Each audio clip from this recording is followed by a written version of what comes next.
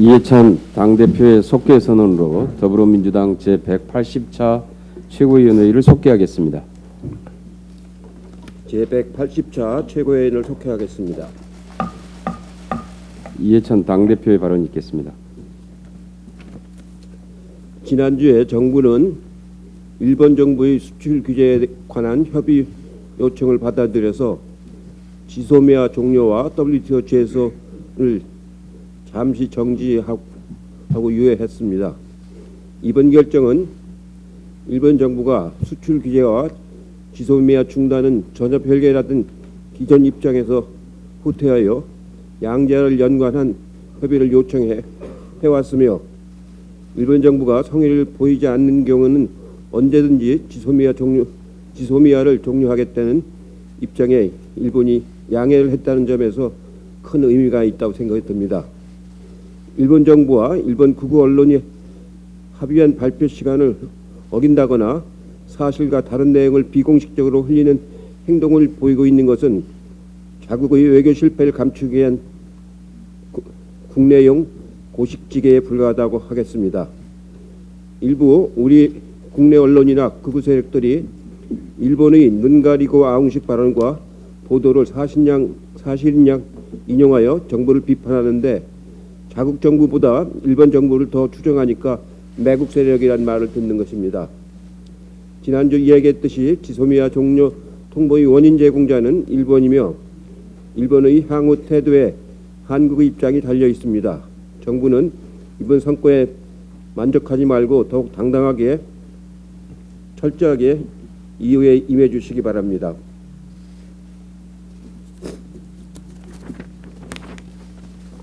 내년도 예산안 법정 처리 시한이 다음 주 월요일로 다가왔습니다. 이번 주 금요일에 예결특위 전체회의에서 예산안이 의결되어야 합니다. 그런데도 자유한국당은 관례를 깨고 예결특위 소소위 구성에 예결위원장을 포함시켜야 한다며 예산심사를 파행시키고 있습니다. 한국당은 예산안 법정 처리 시한을 지킬 수 있도록 협조해 주시기 바랍니다.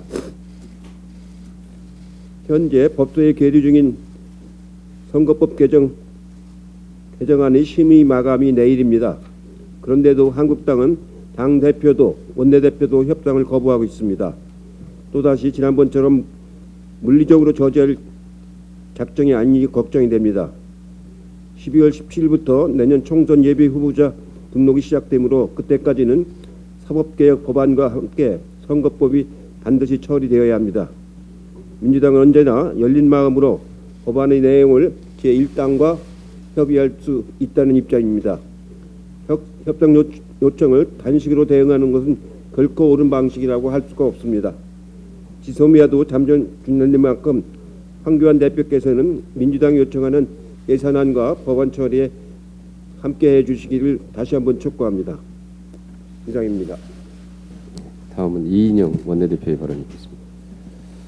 예, 저를 비롯한 3당 원내대표가 방위비 분담금 협상과 관련한 우리 국민의 일치된 뜻을 미국 의회와 정부에 전달하고 돌아왔습니다. 최근 양국 간의 현안이 된 방위비 분담 협상 과정이 굳건한 한미 동맹의 정신에 기초해서 계산이 아닌 가치에 입각해야 하며 상호 존중과 신뢰의 바탕을 둔 공정하고 합리적인 협상이 되어야 한다는 점을 정확히 전달했습니다. 한국 국회의 초당적인 주장에 대해서는 미 의회 내에서도 공감하는 바가 컸고, 또 그 공감대를 더 확산하고 확대한 것이 성과였다고 생각합니다. 의회와 달리 국무부의 입장이 더 힘들고 또 험난한 협상의 과정을 추측하게 하지만, 그럼에도 불구하고 한국민의 우려를 솔직하고 또 정직하게 전달했고, 또 초당적 목소리로 한국인의 한결같은 목소리를 전달한 만큼 미 정부도 지금과 같이 5배에 달하는 과도하고 또 일방적인 방위 분담의 요구는 할 수 없을 것이라고 기대합니다. 앞으로도 양국 의회의 공감대를 더욱 확산시켜서 방위비 분담금이 공정하고 합리적으로 결과를 도출할 수 있도록 계속 노력하겠습니다. 방미 기간 중에 지소미아 관련해서 종료 유예 결정이 일어난 것을 다행스럽게 생각합니다.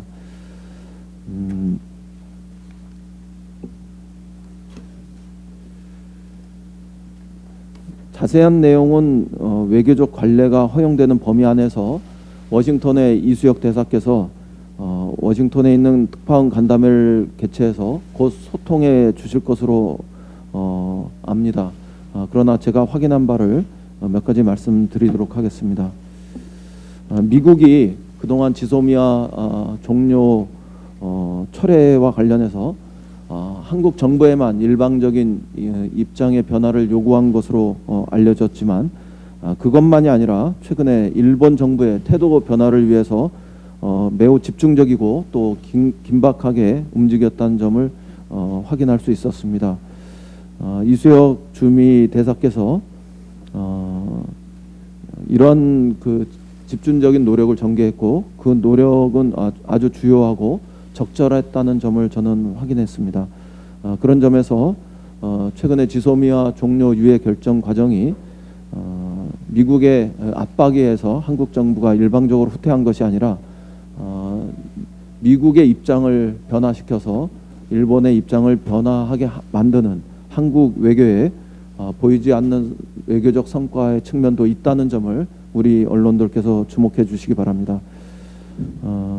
향후 미국이 일본을 향해 요구하고 움직인 그 내용이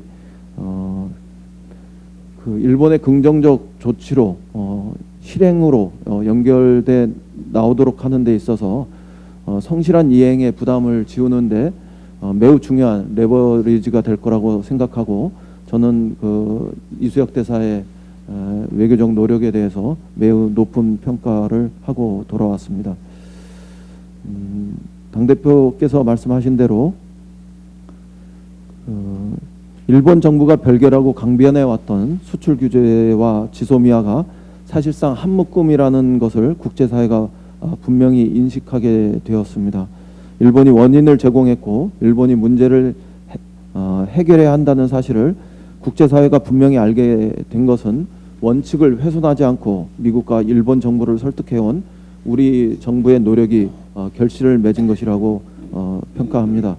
특히 최근 10여일 워싱턴에서 있었던 이 이수혁 대사의 노력 그리고 한국 정부의 노력에 대해서 다시 한번 주목해 주실 것을 부탁드립니다. 이제 공은 일본의 코트로 넘어갔습니다. 미국을 비롯한 전 세계가 일본 정부가 그 약속을 잘 지킬 것인지 매우 냉정한 눈으로 지켜보고 있습니다. 어제 정우영 실장을 비롯한 청와대 측에 강력한 유감 표명이 있었지만 일본 정부가 신이 성실을 저버리는 딴짓 외교를 반복하지 않기를 바랍니다. 시간이 많지 않습니다. 지소미아 연장 문제는 아직 완료된 것이 아니라 진행 중입니다. 한일 관계가 다시 대결로 치닫지 않고 미래지향적인 관계로 나갈 수 있도록 일본 정부의 전향적 자세를 촉구합니다. 황교안 대표께서 여전히 단식 중이기 때문에 매우 혹독한 비난과 비판의 말씀을 드리진 않겠습니다.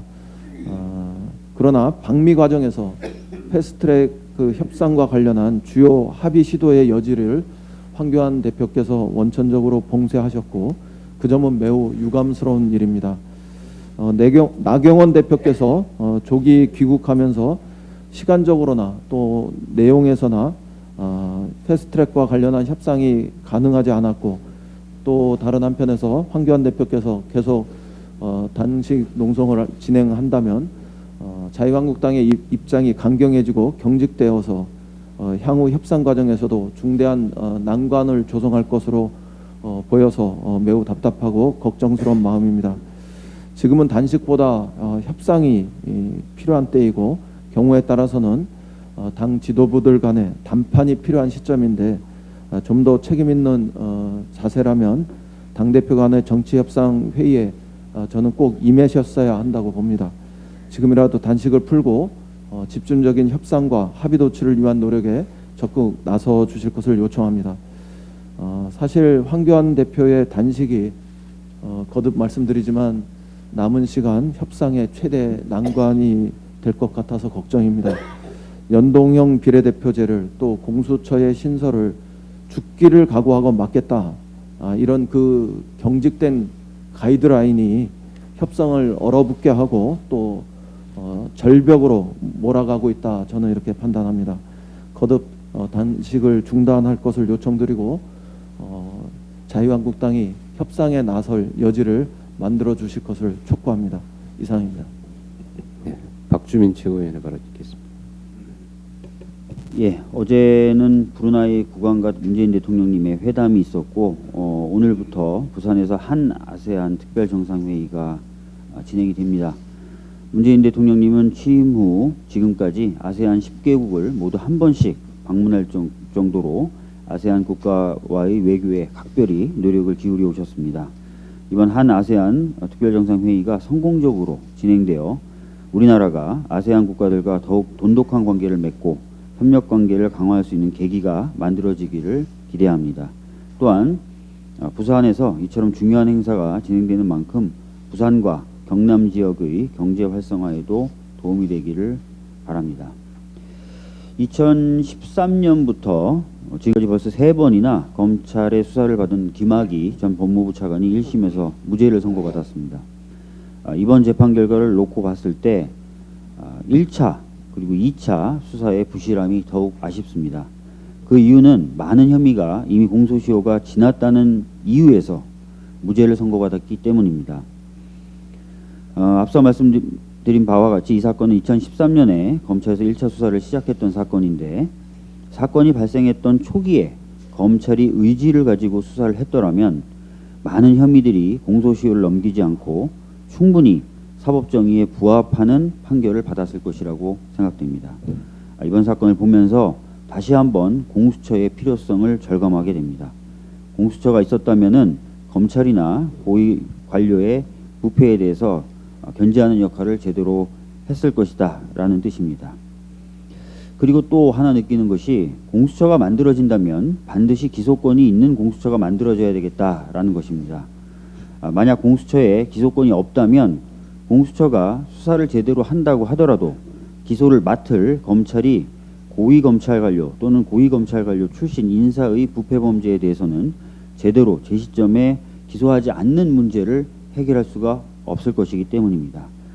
자유한국당은 김학의 사건 무죄 판결을 계기로 정권의 고위관료를 엄정하게 수사한다 이런 의미에서 그리고 검찰의 제 식구 감싸기를 방지한다는 의미에서 공수처 설치의 필요성에 대해 다시 한번 심각하게 고민해 보셨으면 합니다. 참사 5년 만에 다시 꾸려진 세월호 참사 특별수사단이 최근 해경 본청을 압수수색하는 등 본격적인 강제 수사에 나서고 있습니다. 참사 당시 해경의 구조 활동의 부실성 여부를 집중적으로 수사할 것으로 보여집니다. 아울러 저는 당시 해경에 대한 검찰 수사의 문제점 등도 수사해야 된다고 생각합니다. 한겨레가 보도한 내용에 따르면 2014년 당시 꾸려졌던 세월호 수사팀은 참사 당시 해경의 구조 실패와 관련돼서 해경 지휘부 전반에 대해서 수사할 계획을 가졌다고 합니다. 예를 들어 2014년 5월 29일 날 작성된 수사보고서에는 해경 본청, 서해해양경찰청, 목포해양경찰서, 해경중앙구조본부 이 것들을 다 수사 대상으로 적시하고 있다고 하고 또 다른 예를 들어보면 6월 3일 날 2014년 6월 3일 날 해경 본청 등을 압수수색하기 위해 작성한 수사보고서에도 사고 초기 구조의 절대적인 이른바 골든타임에 해경 지휘부가 인천 본청 상황시에 정위치하지 않고 3시간 동안 헬기로 목포로 이동하면서 지휘 공격을 초래했다라는 내용을 적시하고 있다고 합니다.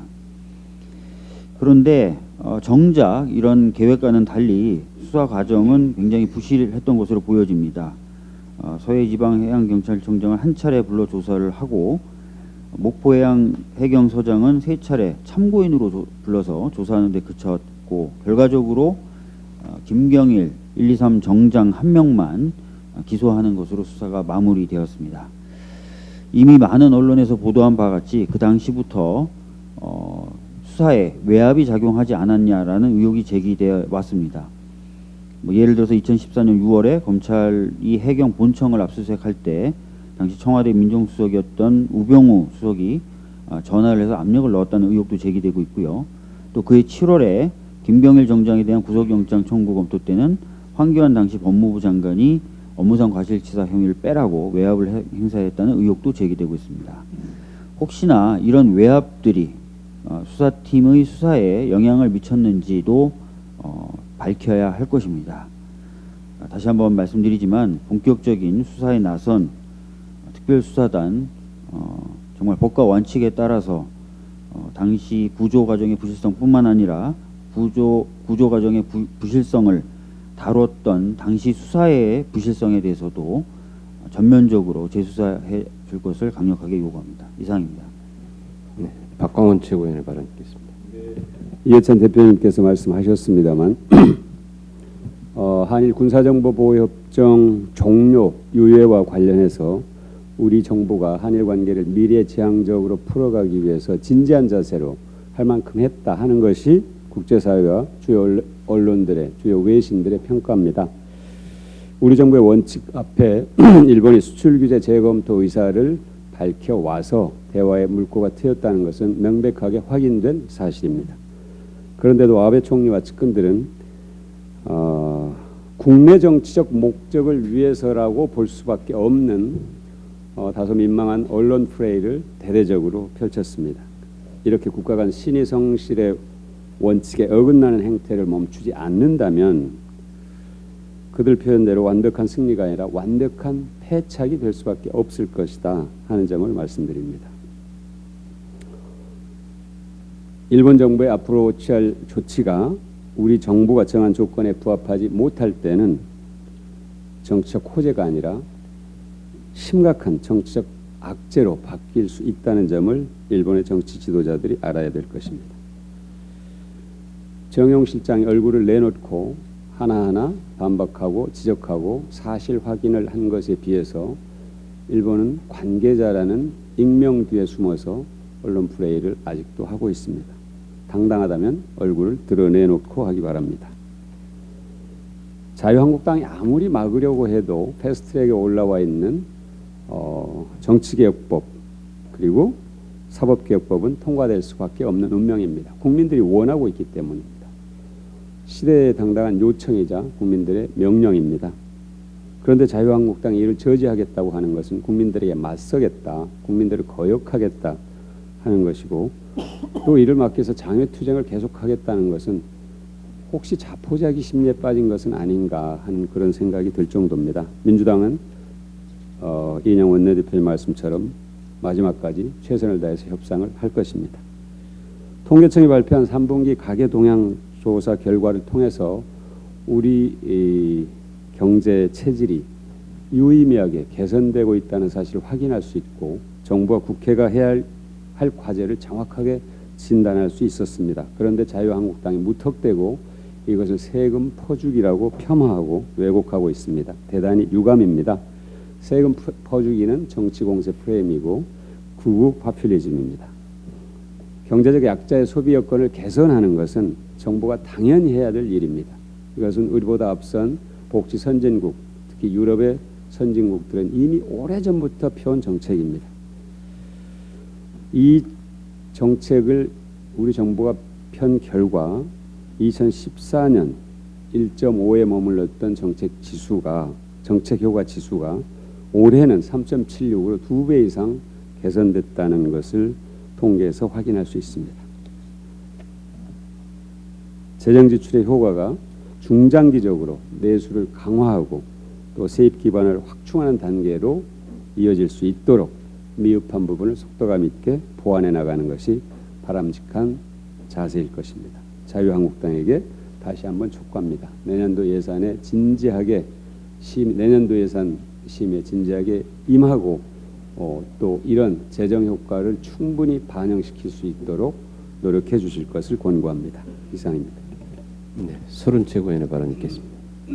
일본 수출 규제 문제 해결을 위한 한일 간 국장급 대화가 재개되고 내달 한일 정상회담도 추진됩니다. 우리 정부의 지소미아 종료 최후 통첩으로 압박감을 느낀 일본이 수출 규제와 화이트리스트 재검토 제안을 해왔고, 이에 따라 우리 정부가 지소미아 종료 조건부 연기 결정을 하면서 대화 국면이 만들어지게 됐습니다. 그런데 협상을 시작하기도 전에 찬물을 끼얹은 일본의 태도에 대해서는 강력한 유감을 표명합니다. 일본 언론 보도에 따르면은 아베 총리와 일본 고위 관리들은 지소미아 연장에 대한 한일 합의 직후 일본의 퍼펙트 게임, 한국의 굴욕 등의 표현을 쓰며 아전 인수식으로 합의를 왜곡하고 나섰습니다. 일본 정부에 경고합니다. 상황을 오판해서는 안 될 것입니다.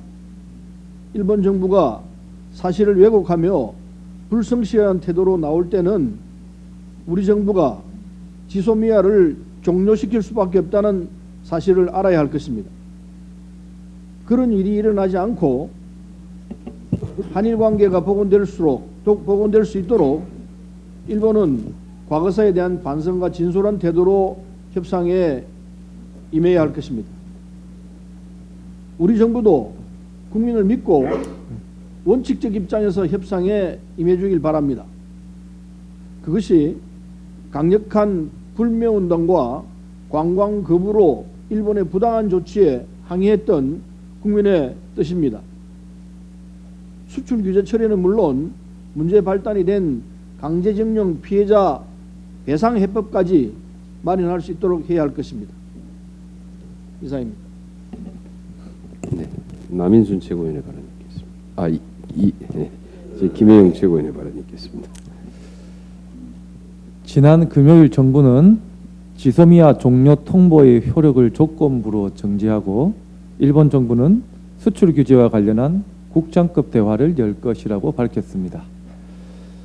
아베 정부는 자국 내 지지율을 의식한 발언으로 일관할 것이 아니라 성실하게 관련 대화를 통해 부당한 수출 규제를 철회하고 한국을 화이트리스트에 복원해야 할 것입니다.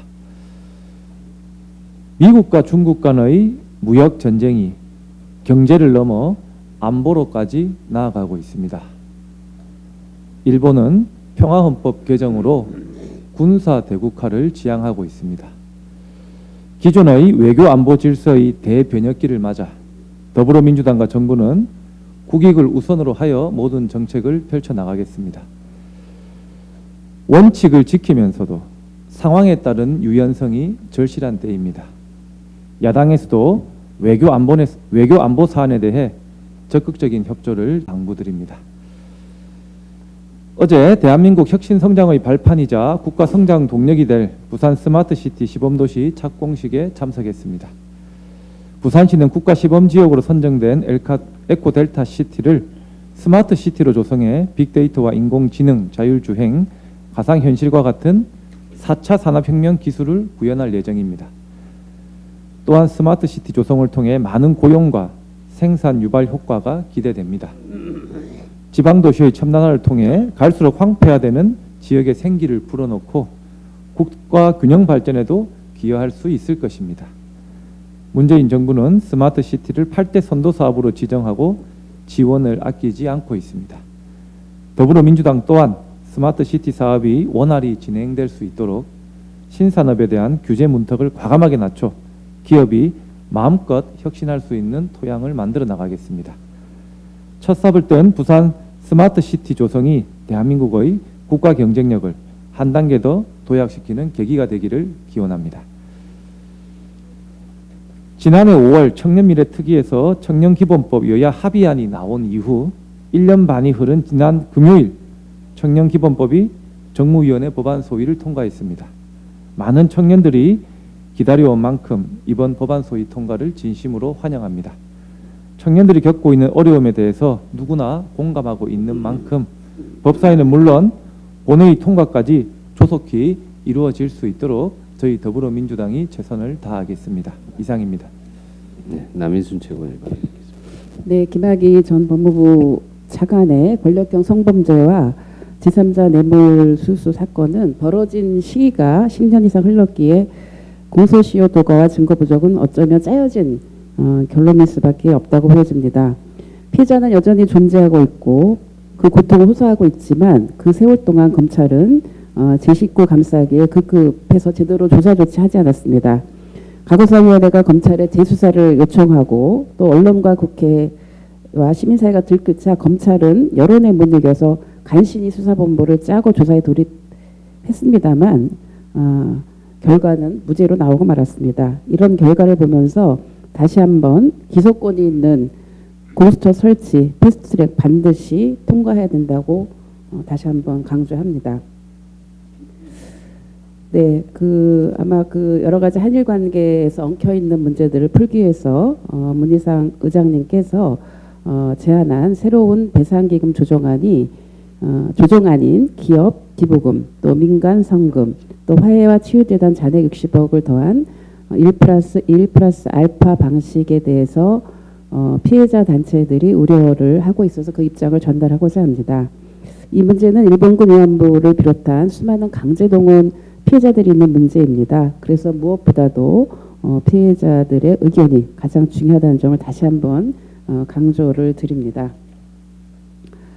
지난 22일 국회 산자중기에서 소상공인 기본법 제정안이 통과되었습니다. 정말 환영합니다.